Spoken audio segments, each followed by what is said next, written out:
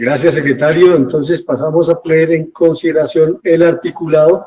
Antes se le da el uso de la palabra al coordinador ponente, el doctor Juan Carlos Reinales, a quien solicito me hable sobre los artículos, la cantidad de artículos y proposiciones presentadas para ver cuáles de ellos tienen proposiciones avaladas para colocar los en consideración en bloque aquellos que teniendo proposiciones han sido avalados. Tiene la palabra, doctor Reinales. Bueno, muchas gracias, señor presidente. Primero, yo quiero agradecer a la comisión por el apoyo unánime para aprobar la ponencia. Me parece que este es un proyecto que necesita el país, lo estamos esperando en Colombia. Y sobre todo, un sistema de salud que clama por estabilidad, por mejoramiento, y sobre todo para que el usuario sea reivindicado en su dignidad y sea prestado como debe ser, de la mejor manera posible. Cosa que hoy, por diferentes circunstancias, entre ellas las que se ocupa el proyecto que estamos debatiendo, pues precisamente es su objetivo. Lo primero, entonces, agradecer a la comisión su respaldo. Segundo, agradecerle al equipo ponente. Parece que la representante Ángela, la representante Omar han realizado un ejercicio, hemos realizado un ejercicio juicioso, acucioso, nos hemos tomado todas las posibilidades de consulta, todas las posibilidades de auscultar las normas, quienes intervienen en el sistema de salud, cuál es su opinión, gerentes de hospitales, gerentes de IPS privadas, la misma institucionalidad, por supuesto, ha opinado sobre ese proyecto de ley y podemos decir, este equipo ponente, que le presentamos hoy a la comisión un proyecto de ley mucho más maduro, más completo que el que inicialmente radicamos para que fuera sometido a discusión. Es decir, en el proceso de la elaboración de la ponencia y de la discusión al interior de los equipos de trabajo, tanto el representante Omar, la representante Ángela, como el mío propio, llegamos a un proyecto mucho más aterrizado y viable, no tanto en su redacción, sino también en el contenido. Si ustedes nos permite, señor presidente, quisiéramos hacer una breve presentación que nos permitirá argumentar del por qué el articulado que se colocará en consideración soluciona, aporta y de qué manera al mejoramiento de la prestación de servicios de salud en Colombia. Presidente, permítanos entonces exponer esta presentación cuando usted lo autorice.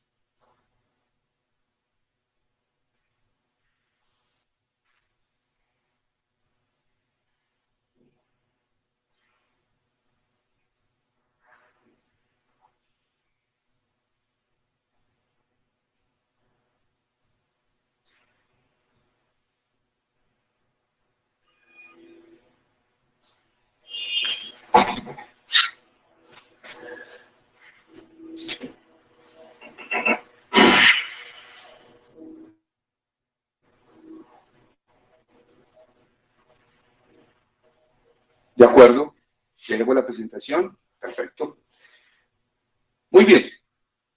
Ya presentamos el equipo ponente, Juan Carlos Reinales Agudelo, la representante Ángela Patricia Sánchez y el representante Omar de Jesús Estepo como ponentes de este proyecto de ley. A manera de contexto, las EPS en Colombia han ejercido un poder económico enorme en nuestro sistema de salud. Como intermediarias financieras del sistema, de alguna forma, en algún momento que yo no podría decir, olvidaron su función social en la prestación de servicios de salud y se convirtieron, en su gran mayoría, en grandes intermediarias financieras, pero con beneficio económico. Esa función social se perdió. Cambiaron su rumbo y se volvieron grandes entidades manejando muchísimos recursos del sistema de salud en el país, pero para un beneficio financiero. El sistema se convirtió entonces en rendimientos financieros, en rendimientos económicos, no en el cumplimiento de su función social como debe ser. Por ello, la Superintendencia de Salud, desde hace varios años y más, desde 2019, con la ley que esta comisión apoyó y el Congreso en general aprobó, ha tenido diferentes herramientas que han fortalecido su quehacer. De esta forma, desde años atrás, se ha iniciado, digámoslo así, una veeduría exhaustiva por parte de la superintendencia y la ciudadanía en general para garantizar que las EPS cumplan medianamente ese papel para el cual fueron creadas. Y fundamentalmente,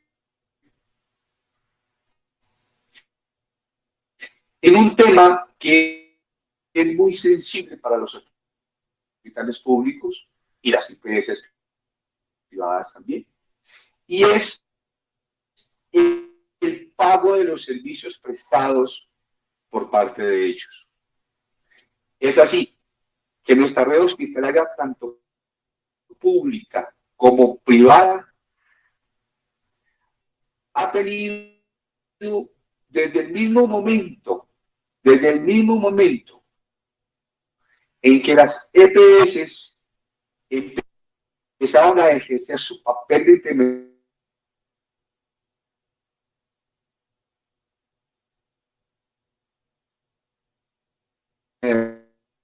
financiera, carteras acumuladas y carteras que no han tenido en ningún momento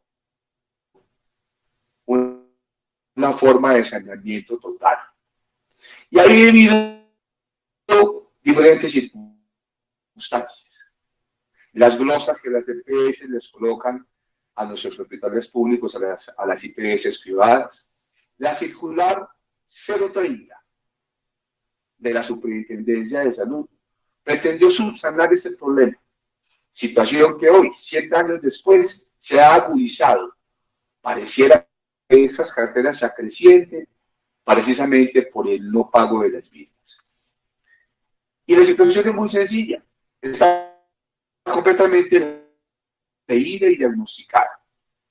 Las medidas de control de flujo que se realizan cada 3 meses, donde tienen presencia en una misma mesa diferentes actores, los prestadores de servicio, las EPS, la Superintendencia de Salud, fundamentalmente. En esas mesas se establecen pactos de pago, acuerdos de pago que nunca se dan. Primero, porque el 70% de las cuentas que pasan en nuestros hospitales públicos y las IPS privadas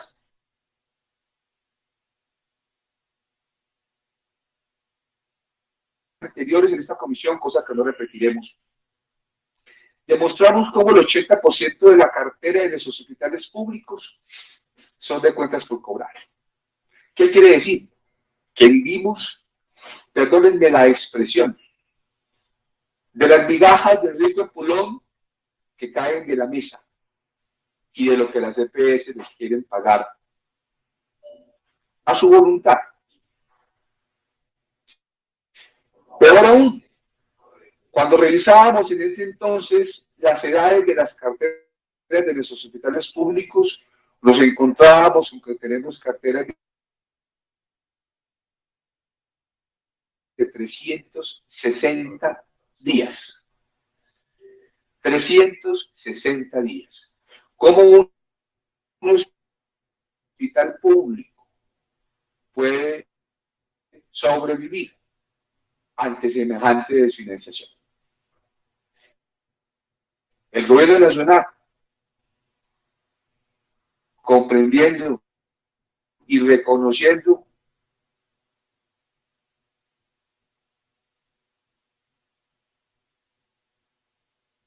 débil, timorato en fortalecer nuestro sistema de salud. Y hoy simplemente un ejemplo. Los hospitales han sufrido un efecto Doppler en la pandemia, vivido por las siguientes circunstancias. Uno, perdieron productividad porque dejaron de facturar muchos servicios, cosa que tuvieron que hacer porque su atención debía orientarse hacia el COVID.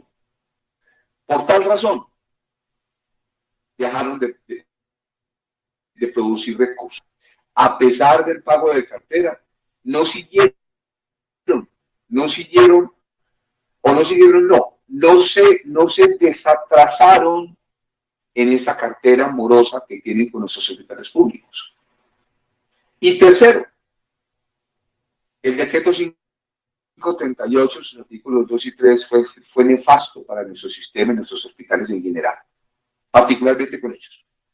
Porque la ley 11 modificó la ley 1122, la cual estipula que por lo menos el 60% de los recursos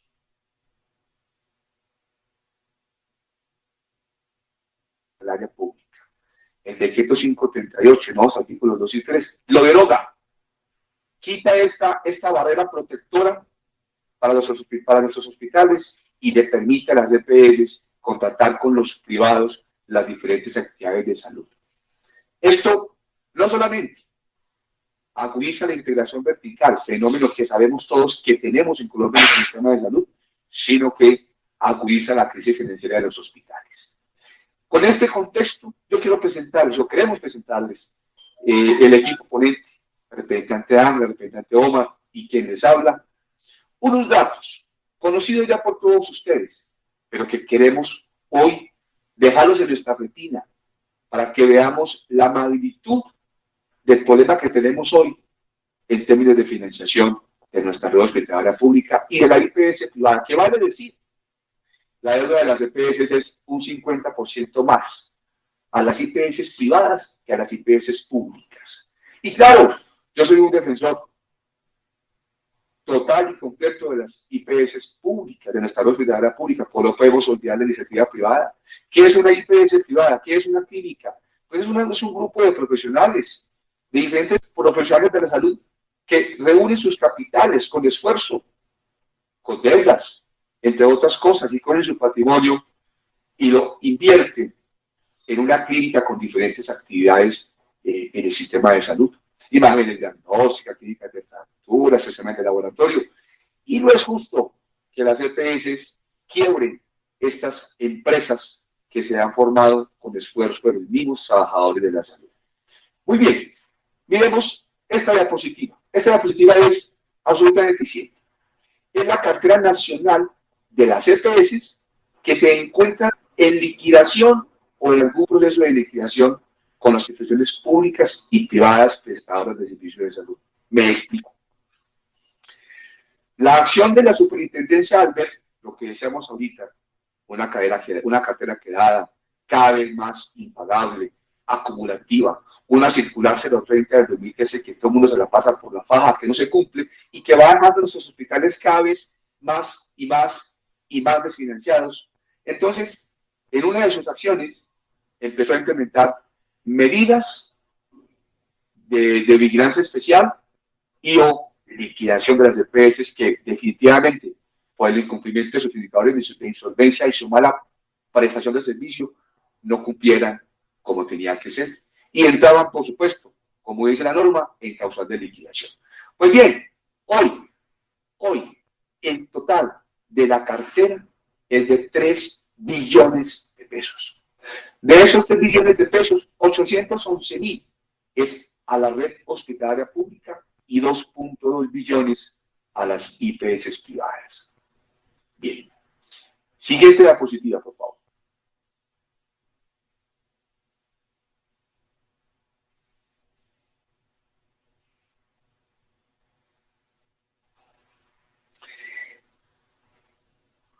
En esta comisión estamos representantes a la Cámara de diferentes departamentos, de todos los departamentos y de todas las tendencias políticas, y representamos a toda la diversidad de nuestra población en el país.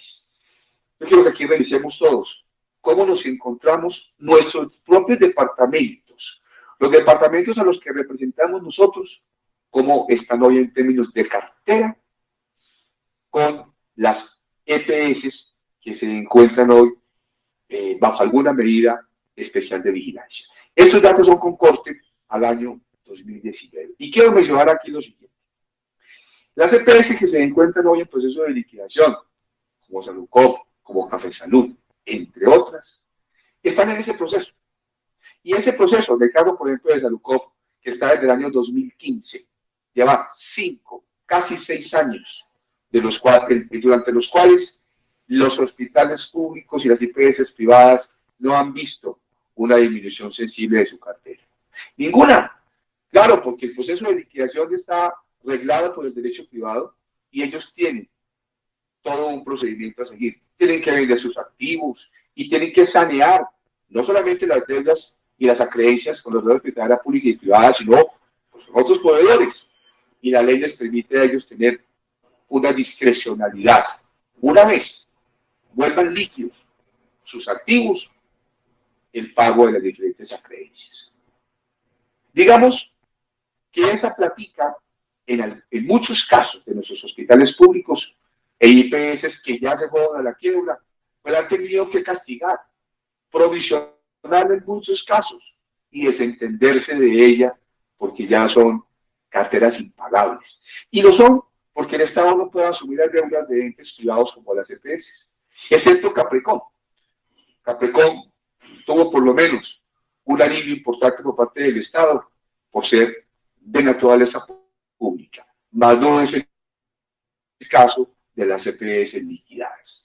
Pero sobre los hospitales públicos, sobre el sistema de salud, los prestadores de servicios tanto públicos como privados, se cierra una espada de Damocles aún más grave.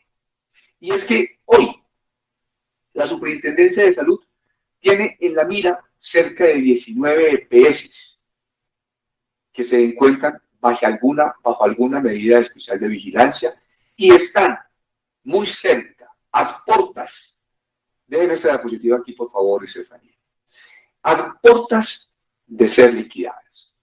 Y parece contradictorio y suena curioso que los mismos gerentes de los hospitales que ven como las EPS que tienen un mayor número de usuarios afiliados y que prestan sus servicios a ellos, ven con temor que esas EPS sean liquidadas o que les sea quitado ese mercado por una razón, porque la cartera que tienen con ellos se perdería.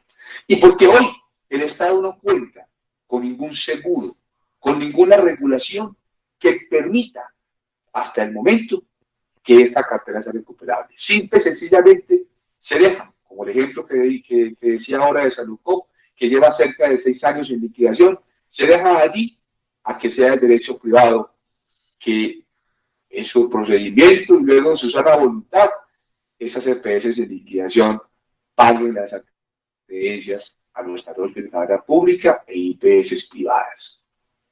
Entonces se convierte casi que en un negocio malévolo,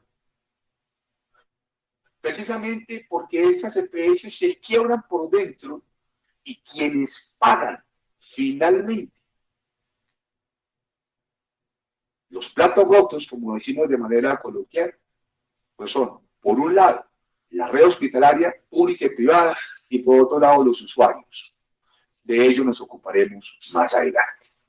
El total de la deuda hoy, a corte de 2019, por parte de las EPS que se encuentran bajo alguna medida especial de vigilancia y que están a puertas de ser liquidadas con nuestra red hospitalaria pública y privada, es de 9.48.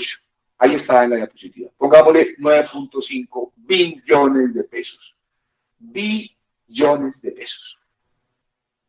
Luego entonces, esas son las espada de Damocles que se cierran sobre la cabeza de nuestra red hospitalaria, tanto pública como privada, y que en caso de que alguna de esas EPS, de esas 19 que se encuentran en la mira de la Superintendencia de Salud, sea liquidada, pues esa deuda, repito, correrá la misma suerte de las EPS anteriores y en los hospitales anteriores y en las clínicas anteriores, que tuvieron que liquidarse o en algunos casos de nuestros hospitales bajar la calidad en la prestación de servicios de salud. Y por supuesto, esto lo que hace es un círculo vicioso, donde a mayor deuda, menor calidad en la prestación de servicio, mayor deuda, menor calidad, mayor deuda, menor calidad, y por eso estamos en las circunstancias en las que nos encontramos el día de hoy. Siguiente, por favor.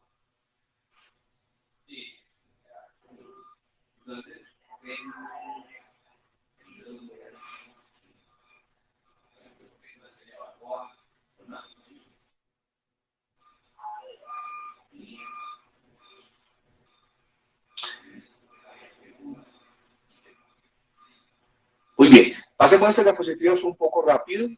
Este valor de 9.4 billones de pesos que veíamos en la diapositiva anterior, lo hemos desglosado por departamento.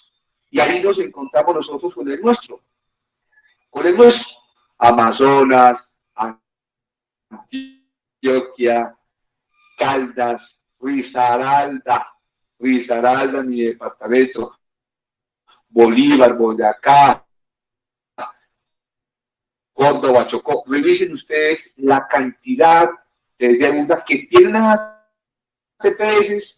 esas EPS con nuestros departamentos. Carteras que son absolutamente impagables a menos que el Estado adopte una medida especial, regulatoria, y que sea en este momento como lo estamos pretendiendo a través de este proyecto de ley. Muy bien, esto simplemente lo que nos está diciendo es por departamento cuáles son las deudas. Miren lo que tenemos aquí con Salud Cop está debiendo cerca de 1 billón de pesos. Y mire usted por departamento, mire lo que le debe Salud Cop a toda nuestra red hospitalaria pública y privada en el país. 924 mil millones de pesos. ¿De dónde va a salir esa plata? Hasta el momento no ha salido de ningún lado. Y son cerca de 6 años que ya en proceso de liquidación. Continuemos, por favor.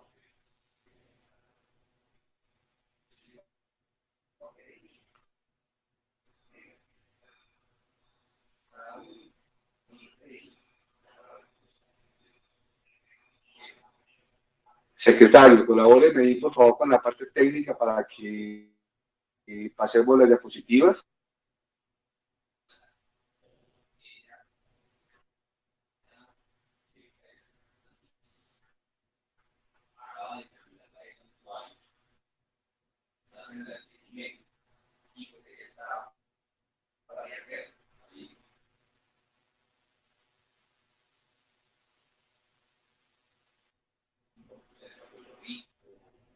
Muy bien, pasemos a las diapositivas. Aquí lo que presentamos es esas EPS que se liquidaron como Salud Cop, como Cardesalud, cuánto se fueron debiéndole a cada departamento. Dijimos que la deuda que hoy tienen esas EPS es una medida especial de vigilancia y que están a puertas de liquidarse es de 9.4 billones de pesos. Tengamos dos datos presentes. Lo primero, ojo, las EPS liquidadas, el proceso de liquidación, le deben a nuestra red hospitalaria 3 billones de pesos. Y las que muy próximamente están para liquidarse, le deben 9.4 billones de pesos. Quedémonos con estas dos cifras gruesas, compañeros. Estas de apoyarse le deben a nuestros hospitales. Al de Antioquia, al del Amazonas, al del Baupés, al de Risaralda, al de Caldas, al del Guaviare, al de Santander. Muy bien. ¿Podemos pasarlas todas? Bien. Yo quisiera entonces ir concluyendo de la siguiente manera. Número 1. Las deudas que ya fueron causadas y cuyas carteras están, digamos, a cargo de las EPS liquidadas en Colombia asciende a 3 billones de pesos. Y tendrán los tarjetas de hospitalidad pública y privada que esperar hasta que todo ese proceso de liquidación se dé para que estas entidades se pongan al día con sus carteras. Mientras tanto, nuestros hospitales tienen que bajar la calidad de sus servicios, endeudarse, muchos de ellos entrar en procesos con el Ministerio de Hacienda, procesos, digamos, no intervención, pero sí de vigilancia por parte del Ministerio hasta el cumplimiento de ciertos indicadores, o en el caso de las IPS privadas, paremos ahí por favor, Estefanía, o en el caso de las IPS privadas, pues simplemente desaparecer del escenario, porque no fueron capaces con soportar toda esa cartera por parte de las EPS. Primera conclusión. La segunda, 9.4 billones de pesos se encuentran hoy en cartera de nuestra red hospitalaria pública y privada por parte de las EPS que están en la mira de la superintendencia, 19 para ser precisos. Y muchas de ellas ya muy cerquita a entrar en procesos de liquidación. De hecho, casos recientes demuestran que algunas han perdido ya mercado por parte de decisiones de la superintendencia. Y esto conlleva a varias cosas.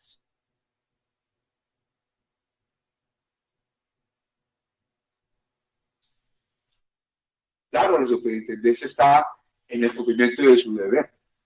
Sin embargo, hay unos efectos colaterales bastante fuertes que hay que tener en cuenta. Uno de ellos, y es el que nos digamos que se circunscribe a la materia que estamos tratando en este proyecto de ley, y es el temor que tienen los hospitales públicos y las IPS privadas, de que esas EPS que les deben esa cartera tan acumulada desaparezcan del mercado, sean liquidadas, porque correrán la misma suerte.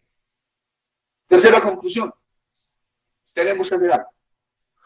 Tenemos que hacer algo que le permita al Estado, como ente regulador, garantizar a los hospitales públicos y a las IPS privadas que en el momento, en el evento en que una EPS entre en proceso de liquidación, su cartera no sea castigada.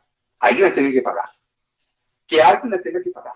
Que alguien tenga que responder por esa deuda que se convierta a partir de allí, entre comillas, en impagable. Y ese alguien no puede ser entonces simplemente la EPS que entra en proceso de liquidación, por todo lo que hemos dicho anteriormente.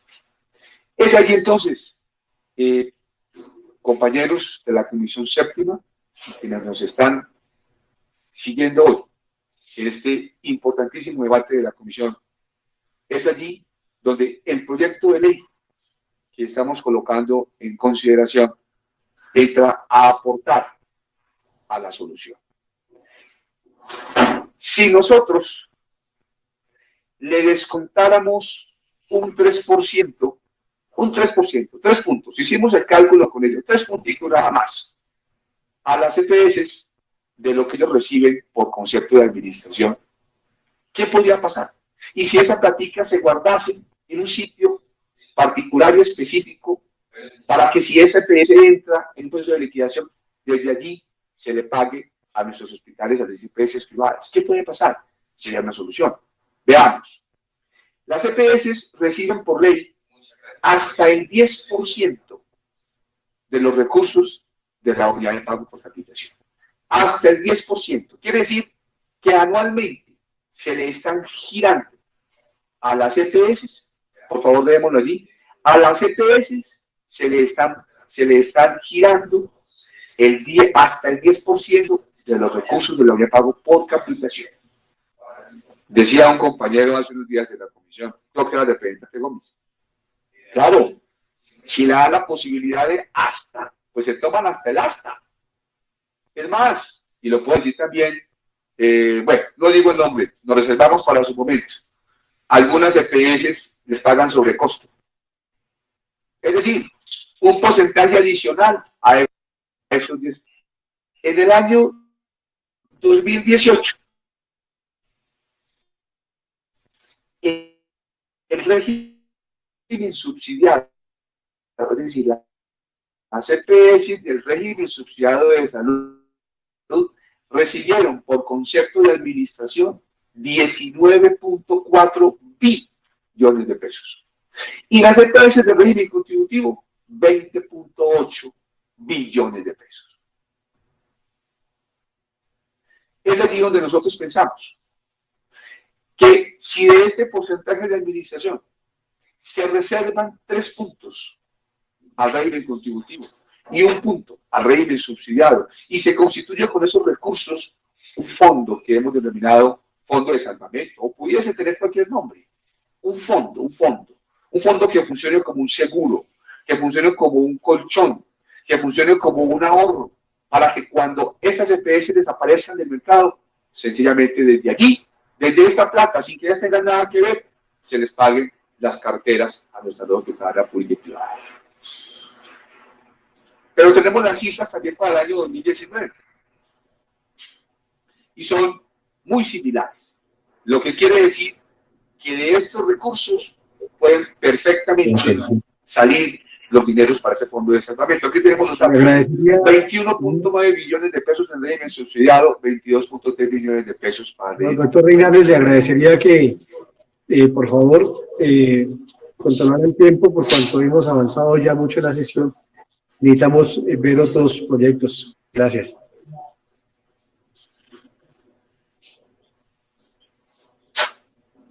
Sí, presidente, ya terminamos. Gracias por su generosidad y a los compañeros por escucharnos. Creemos que era importante, así hubiese sido un poco extenso en el tiempo, explicar y argumentar con cifras y con hechos el porqué de la necesidad que tenemos en nuestro país de constituir en el sistema de salud un fondo de salvamento. El proyecto de ley, entonces, a lo largo de su articulado, que fueron 3 artículos, a través del ejercicio que hizo el equipo ponente, son 5 artículos. Sencillamente se trata de 1, crear el fondo de salvamento. 2, nos dice con cuáles recursos se financiaría ese fondo de salvamento. Y tercero, nos dice las funciones del fondo de salvamento y cómo es la forma de pago en el momento en que esas EPS entren en liquidación. Hemos propuesto unos artículos nuevos y uno de ellos donde nos dice qué ocurre cuando las EPS que están en proceso de liquidación logran recibir dineros. No es que ellas entonces, como el fondo de salvamento ya cubrió las deudas que tenían ellos con los hospitales públicos y privados, se van a quedar muy campantes y ayudantes con el recurso de volver líquidos sus activos. No, señor. Ese dinero, esa deuda para ellos sigue viva y tienen que trasladar los recursos al fondo de salvamento. Con esos dineros vamos a tener un fondo fortalecido que va a ser capaz de responder ante las contingencias de nuestro sistema de salud. Presidente, muchísimas gracias y dejamos entonces ya en consideración de la comisión el articulado propuesto. Muchísimas gracias a todos. Perdóneme, presidente, excúseme antes de entregar el uso de la palabra, que usted tenga la gentileza de preguntarle a la concejala Ángela o al concejal Omar. Lo que yo he explicado es parte del trabajo del equipo ponente, todos lo hicimos, pero si ellos deseasen hacer uso de la palabra, pues usted tenga la generosidad de participarlos en ella. Gracias, presidente. Bueno,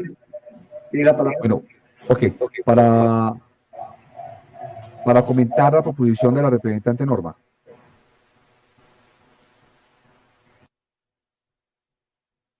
Tiene la palabra, representante. Gracias, presidente. Bueno, primero, pues agradecer al representante su iniciativa. Sin embargo, yo quiero precisar dos cosas. La primera, el espíritu del proyecto, el espíritu del proyecto es la creación de un fondo de salvamento que sea financiado con los recursos, con los mismos recursos que el sistema de salud, a través de la unidad de pago por capitación, le da la posibilidad que las EPS utilicen como administración hasta el 10%. ¿Qué estamos diciendo? Primero, que aquí no va a haber recursos adicionales, que el sistema no se va no va a tener que financiar otros rubros, otras actividades para poder financiar este fondo. No, va a ser con la misma plática de las EPS. Primero. Segundo, ¿por qué la misma plática de las EPS? Porque han demostrado que no han tenido el mejor manejo, por lo menos en lo que tiene que ver con el pago de las carteras y de los servicios prestados de la red hospitalaria pública y privada. Tercero, la idea es que las EPS así no estén en incumplimiento de los indicadores de insolvencia, sean responsables y aporten a ese fondo. Porque si hoy no están bajo esa circunstancia de incumplimiento de indicadores de insolvencia, pueden estarlo después. Y justamente lo que está haciendo es constituyendo un fondo con sus propios recursos para la eventualidad donde ocurra que si entre en incumplimiento de esos indicadores de insolvencia. Entonces, en conclusión, la proposición del representante Norma, pues plantea básicamente que sean solamente las EPS que están en incumplimiento de esos indicadores los que hagan el aporte. A nuestro juicio, riñe con el espíritu central del proyecto, y es que todas las EPS, absolutamente todas, estén hoy o no, en incumplimiento de sus indicadores, aporten a este fondo y que les salga de sus propios recursos. Perdónenme la expresión, que lo sientan y que sepan que tienen que manejarse bien y que tienen que pagar la hospitalaria pública a tiempo y dejar lo que han hecho durante todos estos años, que es a nuestro juicio abusar de nuestra red hospitalaria y pasándose por la faja la norma. Como ya lo expliqué en la exposición inicial, la circular 030 del año 2013. Por consiguiente, presidente, yo pues, le pediríamos a la representante Norma con el mayor cariño y respeto, y repito, agradeciéndole mucho su iniciativa, que comprenda la situación, que nos apoye en ese sentido, es decir, comprendiendo que el espíritu del proyecto es que todas aporten, estén o no en el cumplimiento de esos indicadores, porque es de sus recursos de administración donde debe salir la financiación del fondo, no solamente de las que están en incumplimiento. Entre otras cosas, porque las que entran en este incumplimiento son generalmente las que se encuentran bajo alguna medida de vigilancia especial. ¿Y qué quiere decir? Que están ya a puertas de ser liquidadas. Por consiguiente, han hecho ya un daño enorme al sistema. Entonces le pedimos a la representante Norma que nos dé esa posibilidad, que nos la deje como constancia, y que nos apoye el espíritu del proyecto tal y como está planteado. Gracias, presidente. Presidente, gracias. Representante Gómez, en efecto, no habíamos llegado todavía a su proposición. Pues usted tiene razón. Cualquiera diría que nos pusimos de acuerdo, cualquiera diría que nos chiviamos los unos a los otros, pero no. Fue absolutamente por de aparte que se tuvo la misma idea e identificamos el equipo ponente y usted, por su propio lado, una falencia que había que, un vacío que había que llenar. Eh, hay una situación. El parágrafo que usted redacta es similar en la idea, en la esencia, al artículo nuevo que el equipo ponente propuso y que obviamente nos ha colocado en consideración. Sería muy bueno pues que usted también lo leyera, porque estamos de acuerdo con usted. Lo que usted propone es exactamente eso. Lo que ocurre es que colocarlo en el parágrafo, si usted revisa, no cabría allí en el parágrafo, porque el parágrafo habla de la financiación. El artículo nuevo se ocupa exclusivamente de decir lo mismo que hizo usted pero aparte, para que no rompa como la unidad de materia del artículo. Es simplemente eso, como la idea es exactamente la misma. Es más, si usted nos ayuda para que usted revise ese artículo nuevo, en la redacción, que es un poco más corta, pero que recoge todo lo que usted plantea en el parágrafo, que repito, quedaría ubicado en un artículo que no correspondería. Es simplemente esa la diferencia. Pero el sentido, totalmente de acuerdo y está en sintonía con lo que nosotros proponemos en el artículo 9. ¿Y dónde? Yo no veo. Tiene la palabra el doctor Reinares, por favor. Gracias, señor presidente. Muy breve, simplemente para agradecerle de manera de verdad inmensa a la comisión sus aportes, la discusión y el apoyo unánime a esta iniciativa. Entre otras cosas, honorables representantes, este proyecto está suscrito por muchos de nosotros. Lo colocamos precisamente en el chat de la comisión y muchos de ustedes son coautores, como otras bancadas de la plenaria donde ya tendremos un respaldo por lo menos garantizado de esas personas. Entonces, aquí, la verdad, todos somos autores de este proyecto y el hecho de haberlo aprobado de esa manera, pues nos hace dueños de esa iniciativa, cosa que agradezco enormemente. Lo otro es que este es un instrumento que tenemos ahora, con el cual contamos. Esperemos que en los debates que nos faltan lo logremos consolidar para que sea ley de la República. Los hospitales están desfinanciados, no tienen hasta ahora una tabla de salvación. Nadie puede decirle yo pago su deuda, nadie puede decir yo cubro los gastos y por consiguiente mejoro la prestación de servicios de salud. Nadie lo puede hacer. Nadie puede decir a las decenas, centenas, miles de clínicas e IPS privadas que se cerraron por cuenta de estas carteras impagables que reviven su empresa, que les devuelven su patrimonio. Nadie. Lo que estamos haciendo es recuperar 3 billones de pesos que hoy están perdidos por cuenta de las EPS que se están liquidando y estamos previniendo la pérdida de 9.4 billones de pesos más. Y que finalmente los que pierden, si en primera instancia lo vemos así, son los hospitales públicos y las IPS privadas, finalmente el gran perdedor somos los usuarios, que son la razón de ser de nuestra comisión. Por consiguiente, créanme, es un paso muy positivo que hemos dado el día de hoy en darle un sí absolutamente contundente a esta iniciativa.